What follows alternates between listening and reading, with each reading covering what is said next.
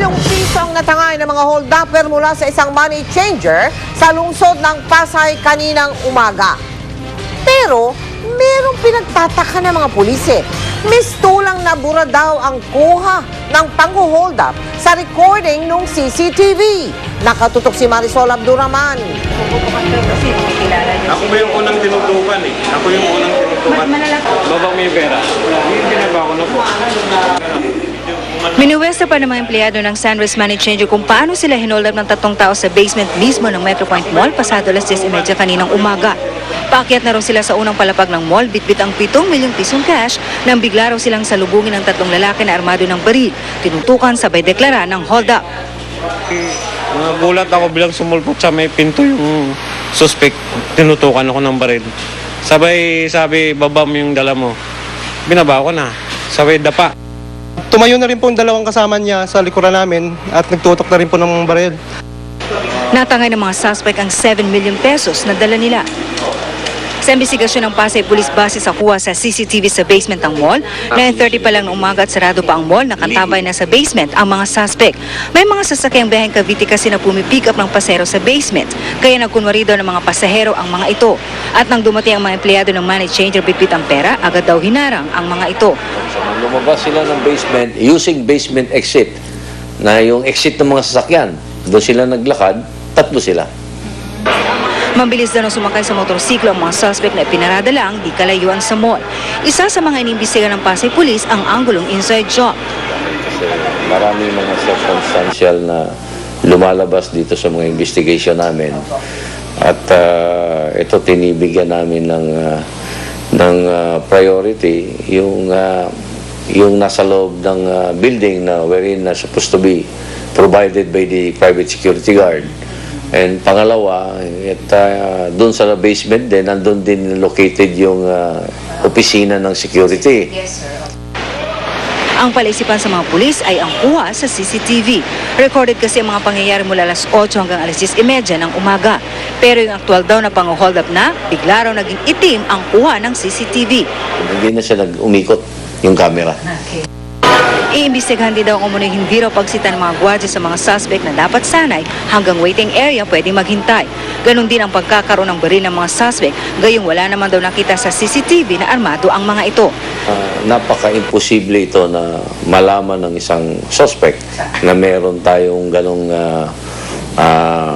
delivery na ganong kalaking pera. Sa kabila ng pangyayari, tuloy-tuloy pa rin ang operasyon ng nasabing money changer. Tumanggi namang magbigay ng anumang pahayag ang pamunuan ng mall. Nag-deploy ng Pasay Police ng 2 team na tumutugis sa mga suspect. Sa kabila naman ng pangyayari, tiniyak ng mga otoridad na isolated case ang nangyari sa nasabing mall. Nananatili raw na nakaalerto ang mga pulis. Marisol Abduraman, Nakatutok, 24 oras. Isang libro tungkol sa natural na pamamaraan ng pagtatanim ang inilunsad kamakailan, espesyal ang libro dahil hindi lamang ito para sa mga nahihilig sa pagtatanim. Kinagigiliwan din daw ito ng mga bata. Nakatutok si Mariz Umali. 8 years old pa lang sina Marjorie at Abigail nang matutong magtanim. Madalas daw kasi nilang makita ang mga nakatatanda na ginagawa ito. Ngayon nasa high school na, kapwa sila aktibo sa special program in the arts for gardening ng San Francisco High School.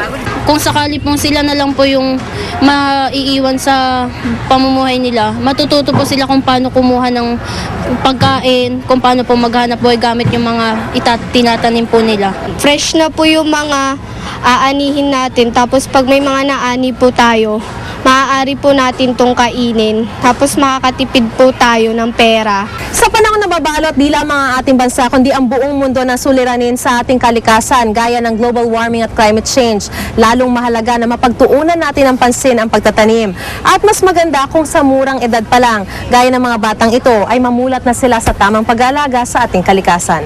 Ito ang layo ng librong The Secret is in the Soil, a beginner's guide to natural gardening, para sa mga edad siyang pataas at nagtuturo ng natural na pamamaraan ng paghahardin o pagtatanim. Isinulat ni Flor Gozon Tariela at Gidget Roselas Jimenez. Ang mga illustration ay ginuhit at idinisenyo naman ni Liza Flores. The secret is in the soil because you have to feed the soil feeds the plants, and the plants feed us. And you know what? The soil is alive. You know, the soil is alive, it has many micronutrients, so we should make sure that we maintain the soil healthy. They're the people who will actually take care of our soil. I mean, you know, we are on our way out, and it's the kids who will really be the one to take care of our soil, and the Philippine soil in particular. Ayon sa publisher ng libro, espesyal din ang aklat dahil bukod sa pagtatanim, may biblical references din dito tungkol sa mga halaman.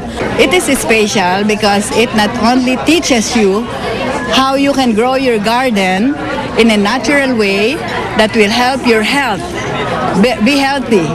But aside from that, that you will have biblical references in the Bible that shows you that everything comes from above. Nauhing pandangal sa naturang book launch, si GMA Chairman and CEO Attorney Felipe Gozon, na kapatid ng isa sa mga sumulat ng libro. Talagang ang pag-asa natin ay agriculture sapagkat majority ng ating mga mamamayan ay mga magsasaka Ang libro ay suportado ni Agriculture Secretary Proceso Alcala. Yun nga pong social responsibility natin sa ating komunidad na pagka po tayo ay nagtanim na sa pamamagitan ng natural farming, ay natutulungan po natin ang ating environment. Wala pong mag-evaporate at sisira ng ating ozone layer. Mabibili ang libro sa Eco Store sa Surrendra at Podium. Mariz Umali, Nakatutok, 24 Oras. Si Mel Tiangco, ang inyong kapusong totoo. Kailan po kayo libubuno? Beses na tumingin sa salamin? Hindi na po ako tumingin. Natatakot po kasi ako. Ayaw ko makita yung sarili. Simula nagkasakit po, hindi ko tinignan talaga ang mukha ko sa wala po. Tampok po namin na isang babaeng ayaw tumingin sa salamin dahil takot siya sa kanyang sariling hitsura. Pasintabi po sa mga naghahapunan, maselan po ang kalagayan ng babaeng nakilala namin sa Binangonan sa Rizal. Makinis, malaporselanang balat. Yan ang pinakaasam ng karamihan. Pero sa kondisyon ni Tere, hiling lamang niya. Maibalik sana ang hitsura niya tulad ng nasa mga larawan niya 3 taon na ang nakakaraan. Nagsimula sa mga tumubong butlig sa likod hanggang magkasugat-sugat at manuklap ang buong katawan. Kala po namin nakulang po, gano'n. Talagang hindi po ako makabago, hindi nga ako mapagsayatan. Baluktot lang po ako. Kasi hindi ko po maiunat yung aking katawan. Parang may nakadikit na, may sa akin, dagan na mabigat sa ko dibdib ko, hirap na hirap talaga ako. Buong araw na nakahiga si Tere, balot ng gula-gulanit na kumot. Di na siya makapagtinda ng mga isda kaya umaasa na lamang sa kaunting kita ng asawang karpentero. Hindi nga po ako makatulog. Kahit gusto ko makatulog, di ako makatutulog kasi hirap na po. Pinipikat ko lang yung mata ko pero sakit-sakit lang talaga ng katawan ko. Kahit gusto kong matulog, kahit masakit na yung ulo ko, gusto kong makatulog, di ako makatulog. Nagdadasal na lang po, nagdadasal. Tila naglaho na rin ang kumpiyansa sa sarili. Pero ang kanyang anak na si Joyce Ann, kahit kailan, hindi natakot o nandiri sa kanyang ina. Tutulungan na si mama niya. Alagaan na kita. Kasi maliit pa lang ikaw, di na kita naalagaan. Sa ika-21 ng Disyembre, kaarawan ni Tere. Sana po, sa lahat po na nakapanood po sa akin. Tapos puso po nang hihingi ng tulong sa inyo. Sana po, gumaling si mama. Kumakatok po sa inyong puso si Tere, bukas malalaman po natin kung anong kanyang tunay na kondisyon. Bakit nga ba nagtutuklap ang balat ni Tere? Samantala bilang maagang pamasko, sa mga nais magpahatid ng tulong sa pagpapagamot ni Tere, magsadya po sa aming tanggapan o kaya ay magdeposito sa aming mga bank account, maaari rin mag-log on sa www.kapusofoundation.com. Susunod! Kotseng pangarera sa bansang Chile, ilang ulit bumaligtad.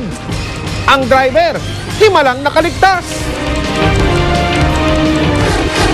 Isang lola nagpunta raw sa tanggapan ng PCSO para kunin ang jackpot sa loto.